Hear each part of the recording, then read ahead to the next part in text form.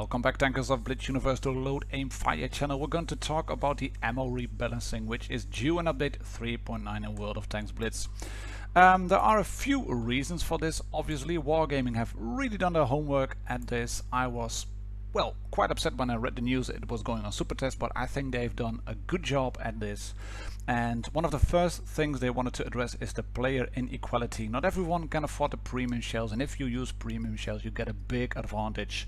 People who regularly use premium ammo, Premo, they do about 15% more damage on average. And that's why Wargaming have decided to decrease the damage by an average of 15%. This hopefully will make the game rely more on skill rather than just raw DPM and big penetration and damage numbers.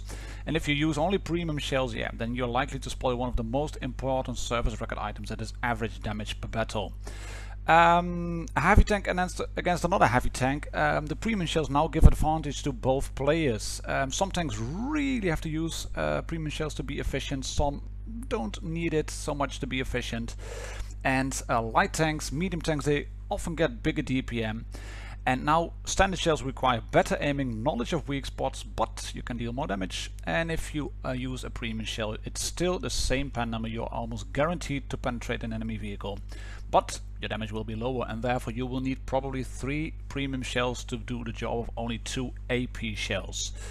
That's really the big picture of it as we take a look at the garage. As you can see here, from tier 2 and 3 and all the way up to tier 9 and 10, most of the premium shells are nerfed. There are a few vehicles that have premium shells as a key type of ammunition because their AP rounds were a bit, yeah, underwhelming really.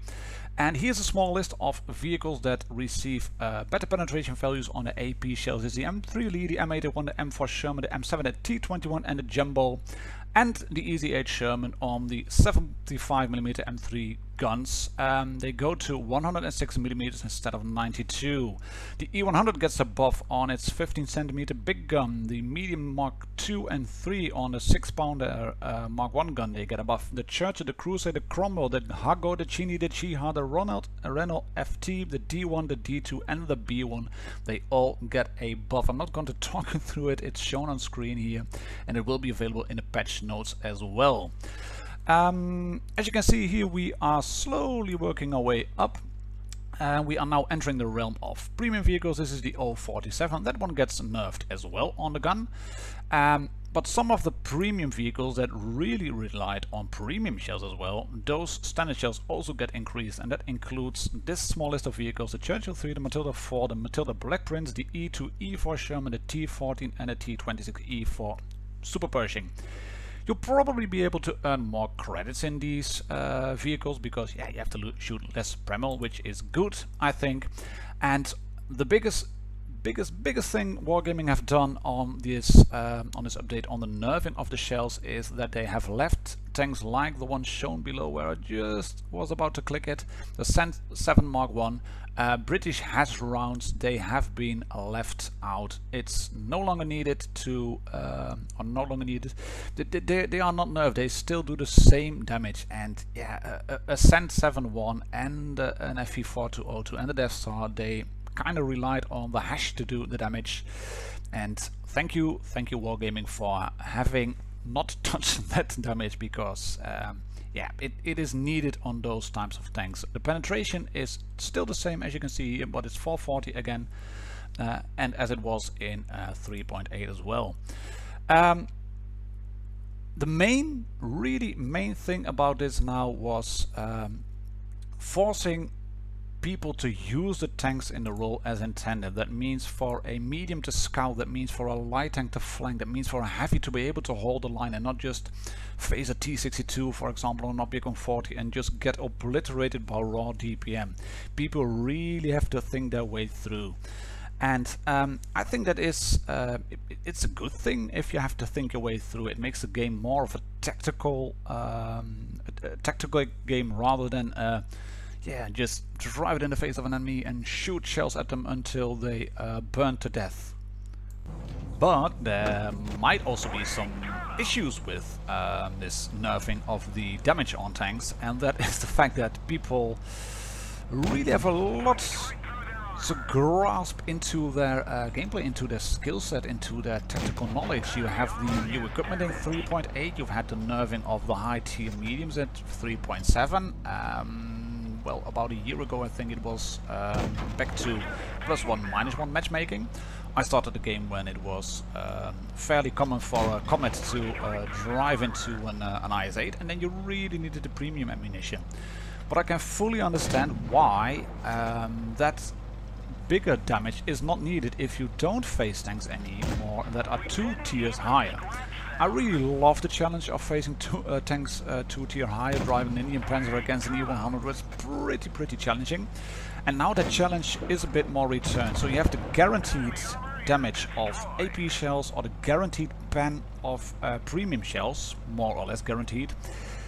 And that means you have to think your way through the game. Wargaming could have done something, I think, in the way of nerfing it by making it impossible to just click another shell and then have it loaded instantly. It would be good if you were to switch to Premo and then you would have to wait for your premium shell to be loaded. Or they could have nerfed something in a way, I think, on the maximum amount of Premo shells carried in the game. Either way, left or right, yeah, like I said in the beginning, Wargaming have done their homework in my opinion, because they have really taken a look at the tanks that need the premium shells. Like I said, the British Hash tanks, they have taken a look at the big E-100 over there. That armor is far more reliable now. And your hit points will not go away as quick as it used to be with the heat. They are forcing tanks into the roles that they are intended to play. One gripe I have with all this that yeah, the new equipment makes the view range that light tanks had as an advantage over heavies, that the mediums had as an advantage over heavies, make that less of a advantage. So I would hope they will return binoculars to the game, so mediums can fit binoculars and really outspot heavies instead of heavies just spotting you. And for maybe yeah, the optics to give a bit of a bigger advantage if you fit into a medium as compared to a heavy tank. That said, like with all the buffs, nerfs and rebalancing stuff done by Wargaming, it remains to be seen how it all works out in the end. The 3.7 nerf of the high tier premium mediums, yeah, it wasn't as big a nerf as I would expect it to be. And I'm looking forward to seeing how this all works out in update 3.9 coming to Blitz very soon. Catch you all later, lads and ladies. Cheers and happy tanking.